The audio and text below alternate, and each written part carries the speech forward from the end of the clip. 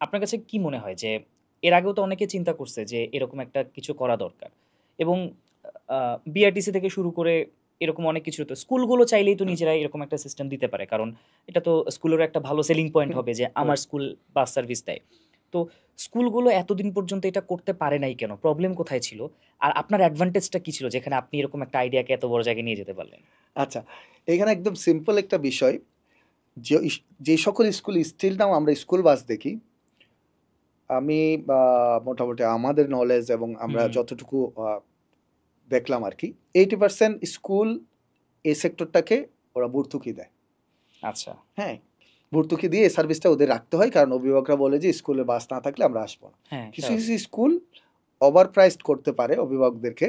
তারা এটাকে কন্টিনিউ করে নিয়ে যেতে পারে। এখন বলতে পারেন তারা যদি ভর্তুকি দেয় তাহলে আমরা কি করছি? একটা স্কুলের ধরেন একটা শিফট। এক শিফটের স্কুলগুলো মাস্ট বি ভর্তুকি দিবে। কারণ ওকে। সে এক শিফটের জন্য পুরো একটা গাড়িকে ইউজ করতেছে। হুম, সারাদিন ওই গাড়িটা ওখানে ওই কাজ ছাড়া আর কোনো কাজ করতে পারতেছে না। বা ওই গাড়িটা সে কিনেই ফেলছে। একটা হুম, হুম, ড্রাইভার হুম। মেইনটেইন করতে হয়। ফুয়েল সবকিছু মিলে ওই গাড়িটার মাল্টি ইউজ সে করতে পারছে না। সে মাস্ট বি লুজার। ডেফিনিটলি। আর যারা আমরা যে আমাদের অ্যাডভান্টেজ যেটা সেটা হচ্ছে আমরা ওই গাড়িটাকে মাল্টি ইউজ করছি। কারণ ওর স্কুলেও আচ্ছা, দিয়ে যাচ্ছি, আরেকটা স্কুল ডে শিফট থাকলে আমরা তাকে ডে শিফটে ওকে। করে দিচ্ছি। ওই জায়গাটায় আমরা ব্যালেন্স করে আমরা এই প্রবলেমটার যেটা স্কুল প্রফিট হয় না, আমরা সেই জায়গায় প্রফিট করতে পারি। কম প্রাইস দিয়ে আমরা অভিভাবকদেরকে সার্ভিসটা দিতে পারি, যেটা স্কুলে দিতে পারে না। এই জায়গাটা হচ্ছে মানে এই প্রশ্নের উত্তর হচ্ছে এই জায়গাটাই। আচ্ছা। মোটামুটি আপনারা যখন চিন্তা করলেন যে এই জিনিসটা শুরু করবেন, তো আপনাদের তো আসলে এই সেক্টরে কোনো এক্সপেরিয়েন্স ছিল না। কারণ আপনি বিজনেস সেক্টরে আপনার পড়াশোনার সেক্টরে আপনার সাথে কথা হচ্ছিল যে আপনি হুম, তো হুম, বিজনেস হুম। সেক্টরে ছিলেন না। সেখান থেকে আসলে আপনার কাছে মনে হলো যে আপনি এই বিষয়ে যাবেন। তো আ ট্রান্সপোর্টেশন এই ইন্ডাস্ট্রি নিয়ে আপনাদের মানে জানাশোনার শুরুটা কিভাবে ছিল? আচ্ছা, ট্রান্সপোর্টেশন এর একটা ব্যাকগ্রাউন্ড আছে আমার ফ্যামিলিতে। সেটা আচ্ছা, হচ্ছে আমার ফ্যামিলির বিজনেস ট্রান্সপোর্টেশন, আমার ফাদারের ট্রান্সপোর্টেশন বিজনেস ছিল। আচ্ছা। তো ওই ট্রান্সপোর্টেশন এর ওদিক থেকে আমার কিছু চিন্তাভাবনা ছিল। বিধায় আমি এত বড় কঠিন একটা ওকে। জায়গায় চুজ করে নিছি যে হ্যাঁ, হুম, ট্রান্সপোর্টেশন এ ম্যানেজেবল কিছু বিষয় আছে, ওগুলো যদি ম্যানেজ করা যায়, দেন সেটা করা যায়। কারণ ট্রান্সপোর্ট সেক্টরটা এমন কঠিন, কারণ ওখানে অনেকগুলো স্টেক হোল্ডার একসাথে মেইনটেইন হুম, করতে হয়।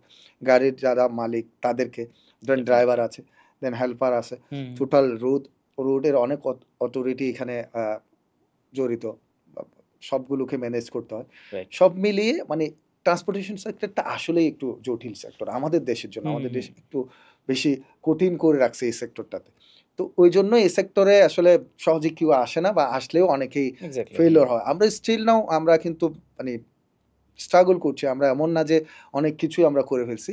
আমাদের মিশন হচ্ছে এই জায়গাটাতে মানুষকে একটু কনভার্ট করা যে এটা দরকার। যে সেফটি ইস্যু ওদের আছে, কিন্তু ওরা কেননা কোনো না কোনো কারণে সে আমার কাছে রিচ করতে পারছে না, বা আমি তার কাছে রিচ করতে পারছি না, বা আমাদের প্রাইসিংটা অনেক বেশি হচ্ছে যেটা আমরা তাকে ক্যাচ করতে পারছি না। এই জায়গাটা নিয়ে যদি আমরা কাজ করতে পারি, প্রত্যেকটা ফ্যামিলিই চায় যে তার স্কুলের তার হুম, বাচ্চাটাকে সে স্কুল বাসে রাইট। পাঠাবে। এটা আমরা অলমোস্ট যেকোনো অভিভাবককে আমরা জিজ্ঞেস করি, বলে যে, "হ্যাঁ, আমার চাওয়া।" কিসে, কিসে আমাদের মিলে না। হয়তো তার আ পজিশনের সাথে বা তার লোকেশনের সাথে আমাদের হুম, যাচ্ছে না। তার টাইমের সাথে আমাদের যাচ্ছে না, বা ফাইনালি প্রাইসের সাথে আমাদের যাচ্ছে না। কিন্তু আমাদের টোটাল সার্ভিসটাকে নিয়ে কখনোই কোনো কাস্টমার এ পর্যন্ত না বলে নাই। হ্যাঁ, বলে ওকে। যে সবকিছু মিলে তো আপনারা সবকিছুই দিচ্ছেন। ওখানে মানে ওদের কোনো অভাব আমরা ফিল করতে দিচ্ছি না। যে বাচ্চাকে বা রেডি করে রাখবেন, এর ৫ মিনিট আগে আমরা নোটিফাই করব। বাচ্চাকে যখন নিতে আসবে, আমার একজন গাইড আপনার বাচ্চাকে নিয়ে যাবে, এবং গাইডটা হচ্ছে প্রশিক্ষিত এবং শিক্ষিত একজন ফিমেল গাইড। দেন যখনই আপনার গাড়িতে অনবোর্ড হবে, তখন আপনি নোটিফিকেশন পেলেন হুম, যে আপনার বাচ্চা গাড়িতে উঠলো। আপনি অফিসে থাকতে পারেন, আপনার ওয়াইফ বাসায় থাকতে পারে, ২ জনেই পাবেন। দেন হচ্ছে যখন রান করলো, আপনার গাড়িটা কোথায় আছে সেটা আপনি ট্র্যাক করতে ওকে, পারলেন। ওকে। হ্যাঁ, যানজট অনেক সময় দেখা যাচ্ছে স্কুলে আদৌ পৌঁছাইছে কিনা, হুম, এখন হুম, দেরি হচ্ছে কেন? এই জায়গাগুলো আপনি ট্র্যাক করতে পারলেন। যখন আমরা এটা ড্রপ করে দিব তাকে স্কুলে, তখনও আপনি নোটিফাই হলেন যে আপনার বাচ্চা স্কুলে ড্রপ হয়েছে। তাহলে কিন্তু সে নিশ্চিত যে তার বাচ্চা এখন স্কুলে আছে। স্কুলে থাকাকালীন অভিভাবকদের কোনো চিন্তা থাকে না। দেন আবার যখন বের হয়ে আমাদের গাইডেই তাকে গাড়িতে নিল, তখনই সঙ্গে, সঙ্গে নোটিফিকেশন গেল যে আপনার বাচ্চাকে আমরা অনবোর্ড করছি গাড়িতে। সরি। এই জায়গাটাই সে আবার আশ্বস্ত হলো যে তার বাচ্চা সে অফিসে হুম। থাকুক, তার বাচ্চা গাড়িতে উঠছে। আবার সে ভিডিও ক্যামেরা চাইলে দেখতে পাচ্ছে, ট্র্যাকিং চাইলে করতে পারছে। আবার যখন বাসায় নামায় দেওয়া হচ্ছে তখন সে আবার নোটিফাই হলো। তাইলে পুরা বিষয়টাই একটা কি মানে সার্কেলের মধ্যেই সে তার মোবাইলে দেখেই রাইট। পুরা বিষয়টা এনশিওর হতে পারছে। যে জায়গাটা অনেক সময় তাকে ফোন দিতে হতো বা কাজের মাঝখানে আসলে ফোন দেয়া, হুম, কাকে হুম, ফোন হুম। দিবে, ড্রাইভারকে প্রত্যেক গাড়ির ড্রাইভার আসলে ফোন পিক করার মতো অবস্থায় থাকে না। স্বাভাবিক। হ্যাঁ? যে গাড়িগুলো এখনো অনেকেই সার্ভিস দেয় যারা টেকনোলজি ছাড়া, তাদেরকেও আমরা তাদের সাথেও কথা বলছি। তারাও আমাদের টেকনোলজি আওতায় আসতে চায় এবং আমরা মোটামুটি এরকম বেশ কিছু ভেন্ডর আমরা পাচ্ছি। ওরা বলল যে, "ভাই আপনাদের এটা হলে আমাদের অনেক ধরনের হুম, হুম, হুম। টেনশন মুক্ত হবে। আর আমাদের অনেক কাস্টমার আছে যেগুলো আমরা চাইলে ওদেরকে দিতে পারবো।" ওকে। দেন আমরা শেয়ার বেসিস কিছু একটা বিজনেস করতে পারি।